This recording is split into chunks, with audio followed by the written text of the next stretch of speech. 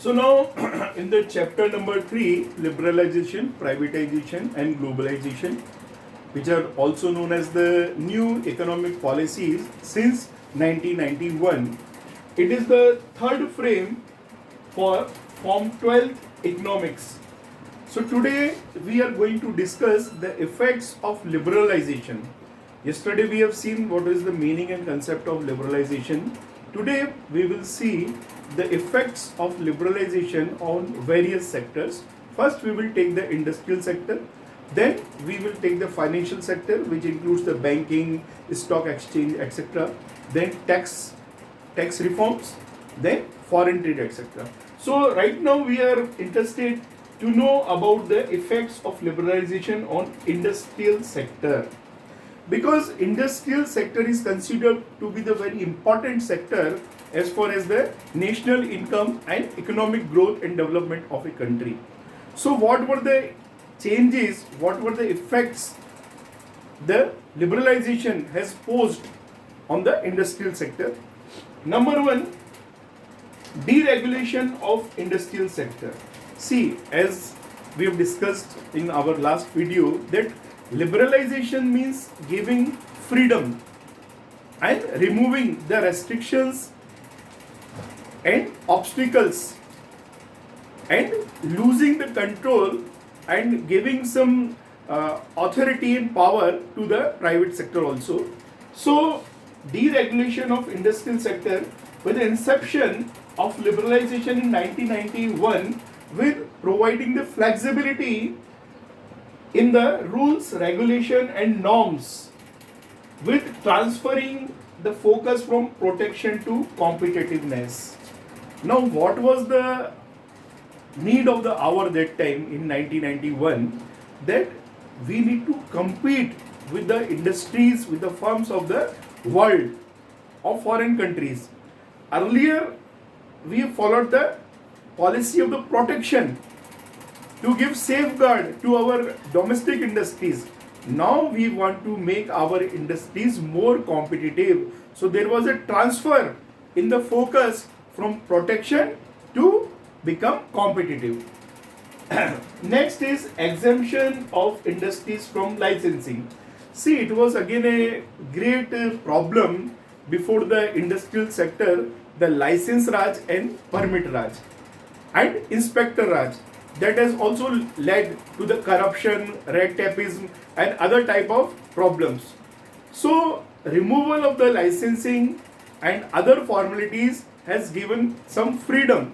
Now with the exemption of industries from licensing, industries license were abolished for producing many products, except some of the areas, some of the products for the social and economic reasons, because government also have the some social responsibility. It cannot give each and every product. So products and industries and sector, they have been categorized, and accordingly the government chosen some of the sectors which would be under control by the government as PSU, and other products and sectors have been given to the private firms. So what were the sectors?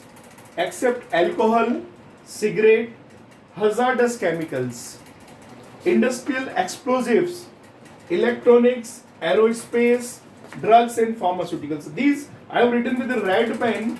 These were the sectors, these were the areas that were remained with the government or with PSUs. But the other products and other areas of production have been given to the private hands. So it was exemption from the industrial licensing, means now no licensing is required for other products. Only 3 industries were kept reserved for PSUs, like railways, atomic energy and defense. It's again having very different kind of importance, that the railways, which is considered to be cash cow for the government. Atomic energy, again it is related to the nuclear power, so it cannot be given in the private hands. And the defense equipments, again it is related to our defense strategy. So these 3 sectors have been strictly with the PSUs. Now the third point, de-reserving the products for SSI. earlier there was reservation, and the village and small scale industries and even the cottage industries, they cannot produce, and they could not manufacture all the products. But now with the commencement of the liberalization, some products have been, much of the products have been given to the SSI, small scale industries.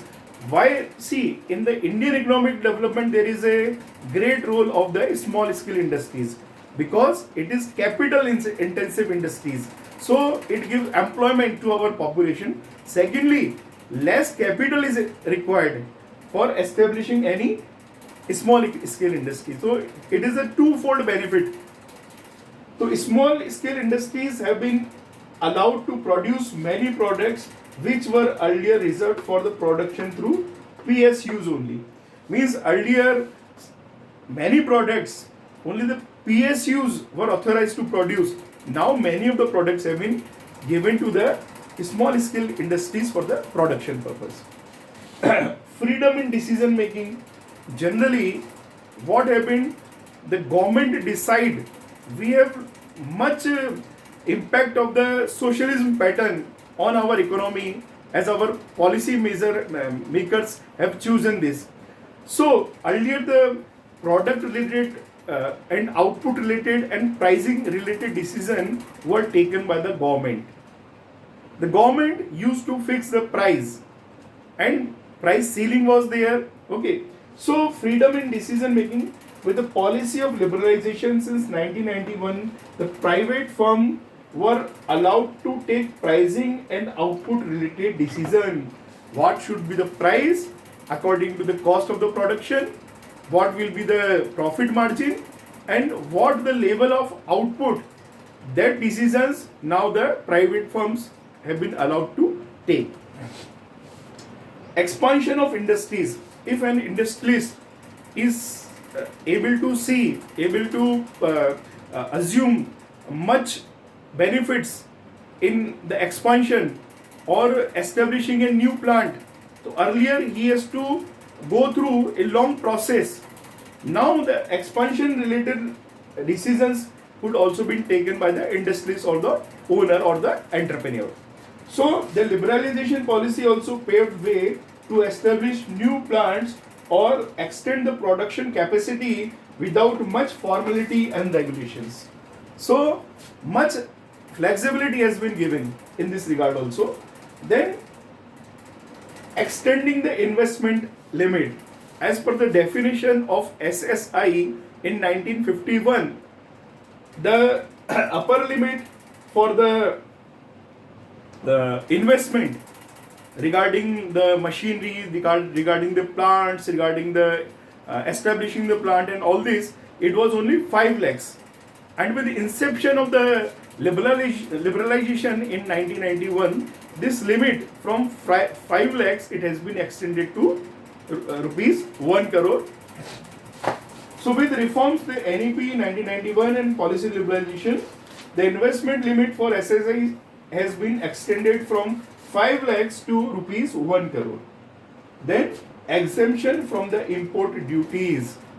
See, when we have to become self-sufficient and self-reliant, then in every country the firms, they need to import many of the things.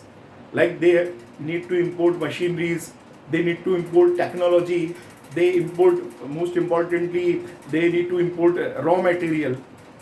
But the import duty or the tariffs makes the price very much high. So given promotion and to increase efficiency and to make our firms more competitive, the import subsidy or exemption from import duties has been started. The import of machinery, parts, components and raw material have been become duty free without any import duty to promote the competitiveness, efficiency and productivity of industries, especially small scale industries.